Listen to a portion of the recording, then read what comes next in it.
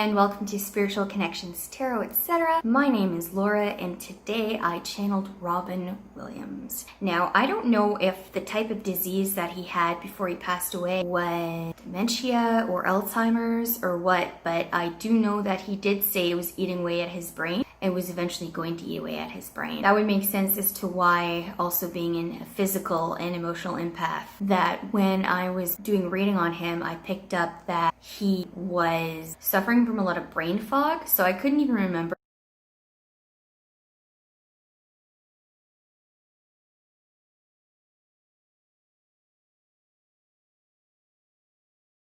his name. I was trying to remember. I knew who I was channeling, but I was trying to remember who I was channeling by his name. So I had to look in my bookshelf where my DVDs are to find out that I was talking about Robin Williams. He kept mentioning something about Tim Allen. Now, I've seen so many Robin Williams movies growing up, so I'm not sure if they did a movie together. I didn't fully research it after this reading, but I did look up on Google. I just typed Tim Allen and Robin Williams, and a picture of them came up smiling together with Bob Saget, best known from Full House, America's Funniest Home Videos, the older, early 90s ones. I don't know if they were going to have a project together or not, or if they're friends in real life, but Robin did mention that he did look up to Tim Allen a lot and that he really did like him. If you know anything about that, comment down below in the comment section to let me know what that's about. When I channel, a lot of times I will get numbers or songs, and so I got a song and it was White Room by Cream. When the shadows run from themselves. And I don't know the rest of the lyrics. That song was obviously about the despair and depression that Robin felt with his bipolar disorder even before this new diagnosis that caused him to not want to live like a vegetable, in his words, not mine. He was very much a private person behind closed doors. He didn't even want to scare his family into knowing how bad his bipolar was. And he did feel a lot of despair and hopelessness a lot of times, but he wouldn't talk about it. When I was channeling Robin Williams, I noticed that John Lennon kept wanting to come through as well, and I'm not sure what that's about. I decided to go ahead with Robin Williams because his energy was much more dominant, which is strange because I've tried to channel Robin Williams before and his energy was not that dominant.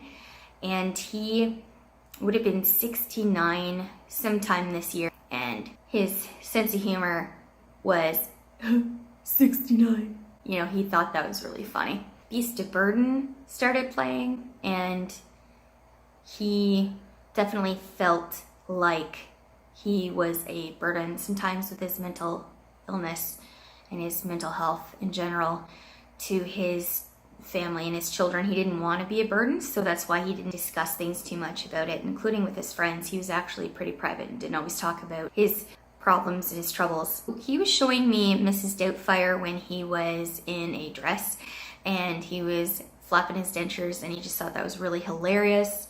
And then he morphed into, I think it was the character of Teddy Roosevelt in Night at the Museum, and then he morphed into Mork from Mork and Mindy. He kept saying Nanu Nanu. He said that he wanted to say that he loved his children very much, they're now all adults, have been for quite a while. He said that he's very proud of his children. They have projects on the way. I feel like Zelda is more in the spotlight than the other kids and will be more successful in the spotlight than the other children, adult children. Not any way in which Robin has been, but he said they'd make their own way. He said that he never wanted to leave his family or his wife or his ex-wife behind, but that he did because he just couldn't go on with wanting to live like a vegetable, which I already mentioned earlier. He wanted to kind of end it on like a happier note before things started to really shut down. He said that he was sorry to his ex-wife for being such a pain in the ass when he was alive, and that he wishes he didn't take her for granted as much as he did. I'm not feeling that he took her for granted all the time or anything like that. It's kind of like you don't know what you have till it's gone type of energy. He says he acknowledges that she is his best friend. He'll always be with her. When I asked about his widowed wife, because he only was speaking about his ex-wife, he said that he didn't want to go there, but it wasn't anything bad. He just he's at peace with whatever happened, whatever went down or didn't go down, and he just smiled about it. He was being very respectful. It wasn't anything like spilling the tea. He just said he didn't want to talk about it because he very much was a private person when he was alive, and he's very much a private soul now. I asked him if there was anything else that he wanted to say to his children, and he just played the song "The Kids Are All Right." I don't know if it's a song as well. I think it's a movie, but anyway, I'll look that up later.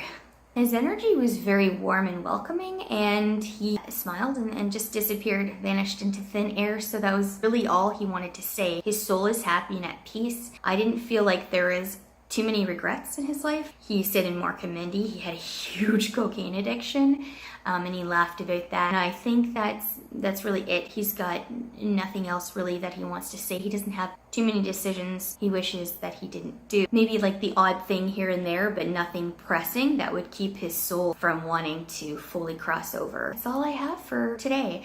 Thank you for watching Spiritual Connections, Tarot, etc. If you like this video, please like and subscribe, comment down below, and hit that notification bell. Thank you so much.